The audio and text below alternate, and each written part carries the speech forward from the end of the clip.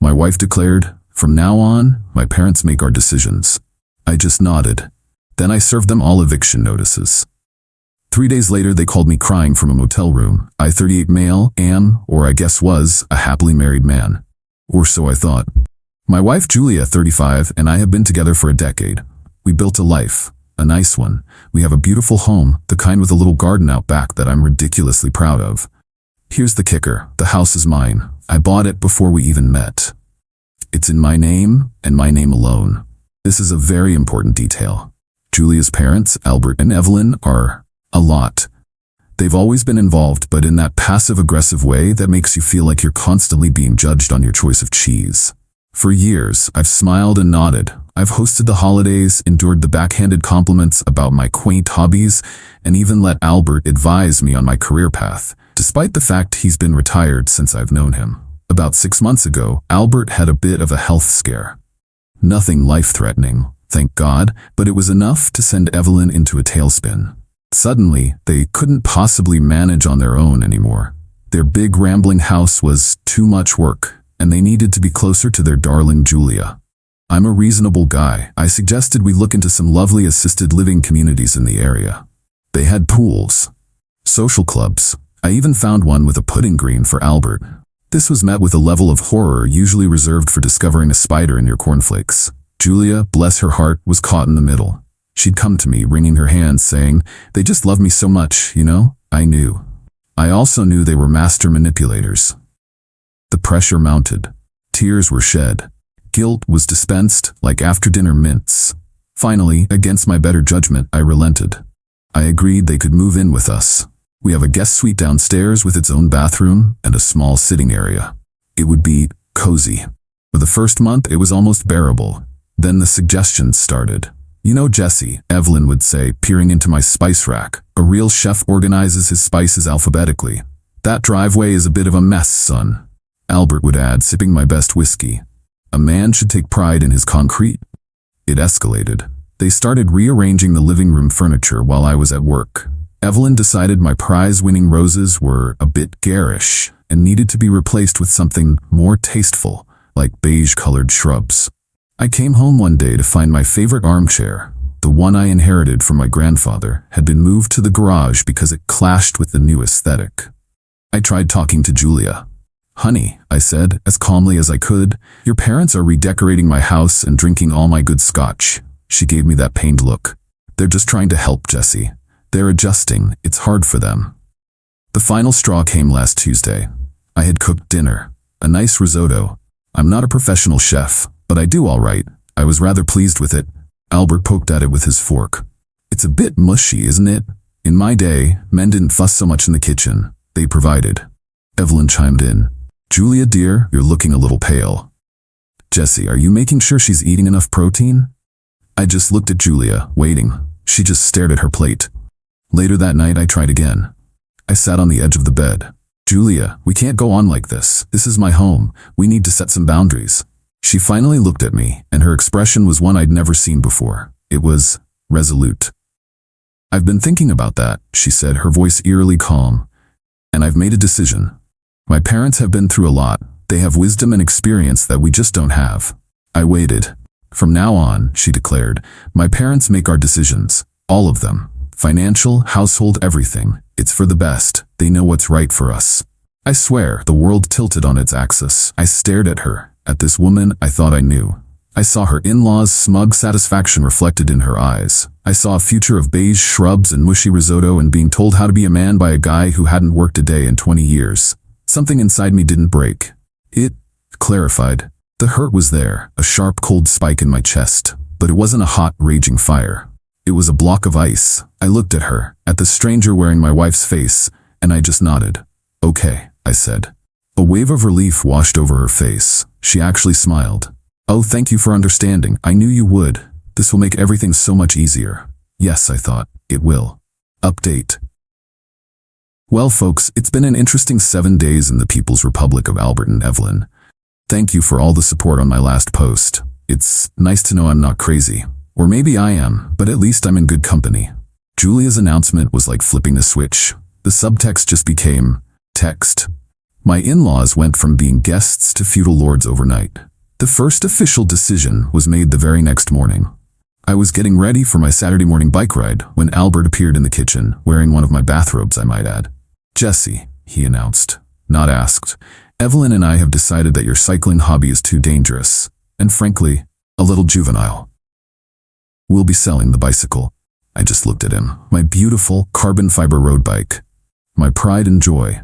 I'd saved for a year for that thing. "Okay, Albert," I said, pouring my coffee. He seemed a little thrown by my lack of argument. "Good. Glad you're finally seeing sense. We'll use the money to buy a proper adult exercise machine. A treadmill, perhaps.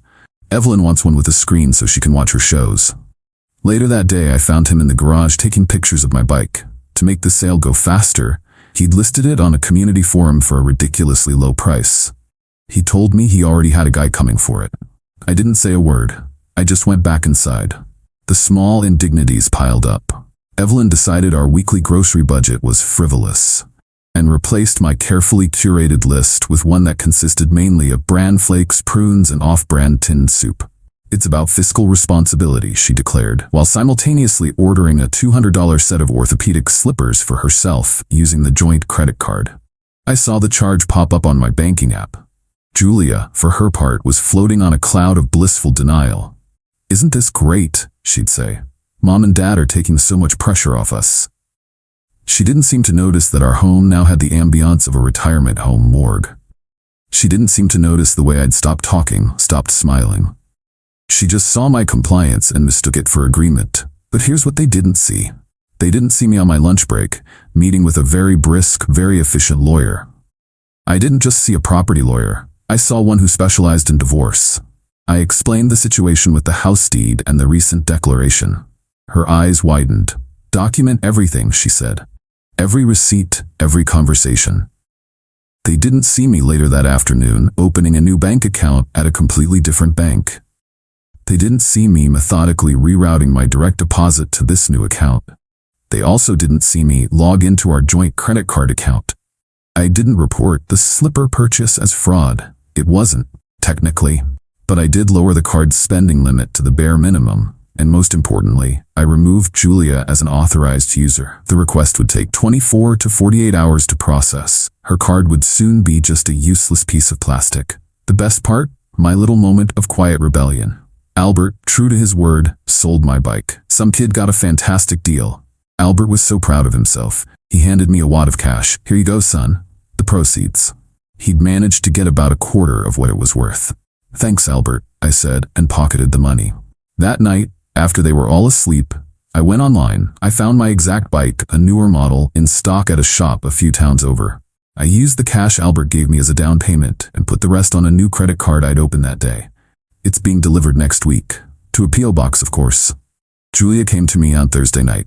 "Jesse, my card isn't working. I tried to buy groceries and it wouldn't go through." "Oh," I said, looking up from my book. "That's odd." "And Mom's slipper order was canceled. The company said the payment failed. She's really upset." "Huh. Weird." She looked at me, a flicker of something, annoyance, suspicion, in her eyes. "Is everything okay with our finances?" "Our finances. That was a good one. As far as I know," I said, turning a page. "But remember, Albert and Evelyn are making the decisions now. Maybe you should ask them." The look on her face was priceless, the first tiny crack in the new world order. She had no idea that our joint account, the one her parents were so eager to manage, was about to become a barren wasteland. The auto payments for the mortgage, the utilities, the internet, all of it was scheduled to come from that account in the next few days. And I had just made sure the well was dry. They think they're in charge. They think they've won. What they don't realize is that I'm not playing their game anymore. I'm just enforcing the rules of mine. And in my game, in my house, the owner always wins. Update. So, the other shoe dropped, and let me tell you, it was a steel-toed boot. The first sign of trouble in paradise came, as predicted, with the bills. Our mortgage is due on the 1st. The payment is automatically debited from the joint account. Or it was. Last Wednesday I got an email from my bank. Payment declined, insufficient funds. I smiled. I took a screenshot for my records. Then I paid the mortgage directly from my new solitary account. The house was safe. My house. The internet was the next to go. On Friday evening, Evelyn was in the middle of her favorite streaming drama when the screen froze. A little message popped up. "Please check your connection." "Jesse," she shrieked from the living room. "The internet is broken. Fix it." "Can't," I called back from the kitchen, where I was enjoying a sandwich made with my own non-brand flake bread that I'd started keeping in a cooler in my car. The bill wasn't paid. A heavy silence. Then Albert appeared at the doorway, his face a thundercloud. "What do you mean the bill wasn't paid? We are managing the finances. Everything should be paid." I said with a shrug. "You're the one making the decisions. You tell me." Julia rushed in, phone in hand. "Jesse, the bank app says our account is empty. Where's all our money?" There it was again, our money. "My paycheck gets deposited on the 25th, I said calmly. "It should be in there." I deliberately did not say which in there it was in. "Well, it isn't," she said, her voice rising to a pitch I hadn't heard in years. "It's gone. Did you do something?" I took a slow bite of my sandwich. "Julia, you told me, and I quote, 'From now on, my parents make our decisions.'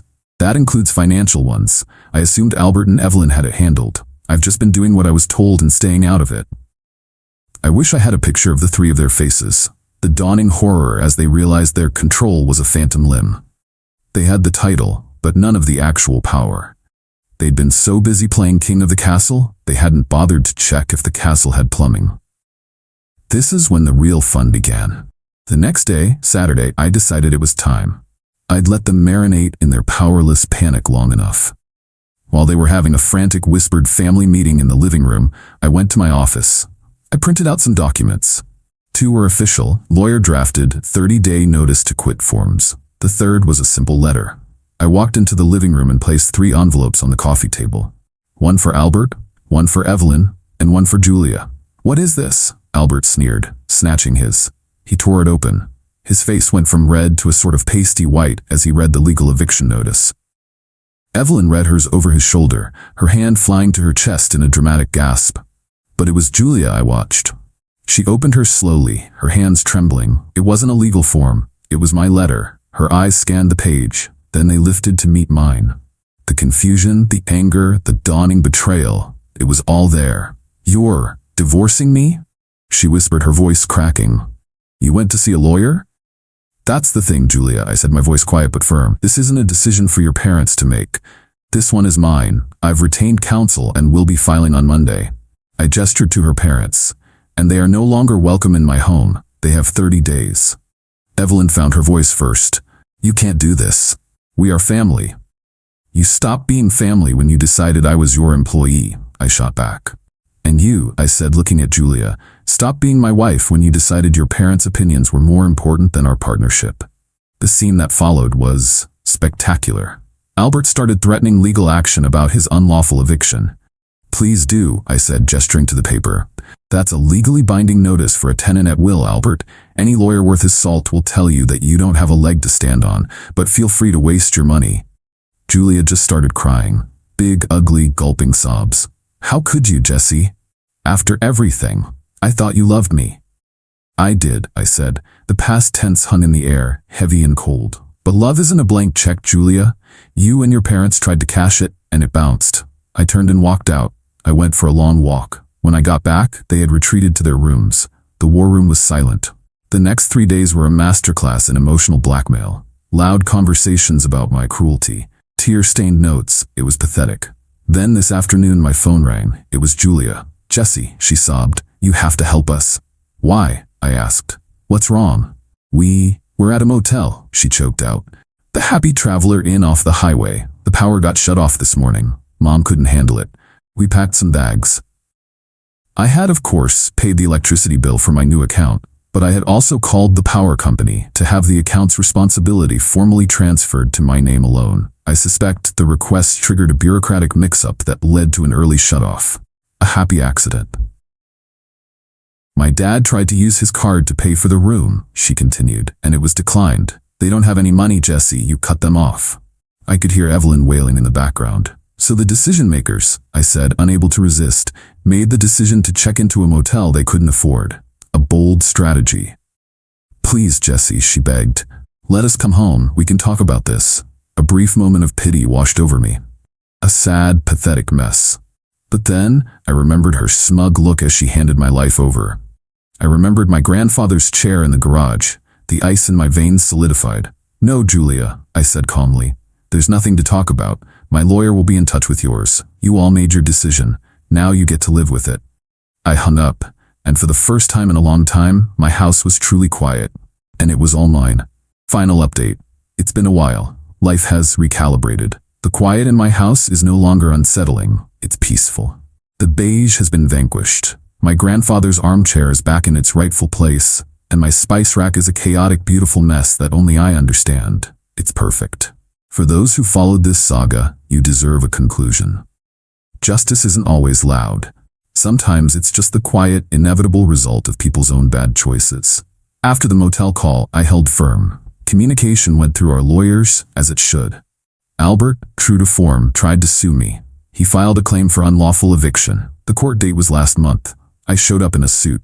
He, Evelyn, and Julia showed up looking haggard. He represented himself, blustering about his rights. My lawyer calmly presented the deed to the house and the complete lack of any lease agreement. The judge, a woman who looked like she'd seen it all, dismissed his claim in under 10 minutes. The divorce was the main event. Julia's lawyer, likely at Albert's insistence, tried to argue for a significant portion of the house's value. It was a non-starter. My lawyer pointed to its status as a premarital asset. She also filed a motion arguing that Julia's actions, effectively abandoning the marital partnership to install her parents as heads of the household, constituted a form of constructive desertion. The judge agreed. While Julia was entitled to a portion of the assets accumulated during our marriage, she had no claim on the house itself. The judge also granted my lawyer's petition for exclusive possession of the marital home pending the final decree. Legally, Julia had to leave. The fallout for them was swift. Broke and with no legal leg to stand on, they had to retreat to some distant cousin of Evelyn's who lived 3 states away and apparently had a basement they could inhabit. The divorce was finalized last week. I was not unkind. I didn't want to destroy her, just detach her from my life. She got enough to get a small apartment and start over. I kept the house, my savings, and my sanity. I heard through the grapevine that Julia's new life is not the idyllic family unit she envisioned. Shocking, I know. Apparently, when you're all crammed into a damp basement and there's no one else to blame, the cracks show. Albert and Evelyn's wisdom has soured into constant bickering, now aimed squarely at Julia. She's their caretaker and their scapegoat. She got what she wanted. She's with her parents, and they are making all her decisions. Do I feel guilty? Sometimes, a flicker. Late at night, I remember the woman I fell in love with. But then I remember her standing in our bedroom, her eyes cold as she casually handed over my autonomy. That wasn't a partnership. It was a hostile takeover. I just happen to own the building. I don't hate her. I don't have the energy for it. I just don't know her. And I don't want to. The other day, I took my new bike out, the one I bought with the money from the old one. I rode for hours, further than I had in a long time. The sun was on my face, the wind at my back, and I was moving forward, by my own power, on my own path.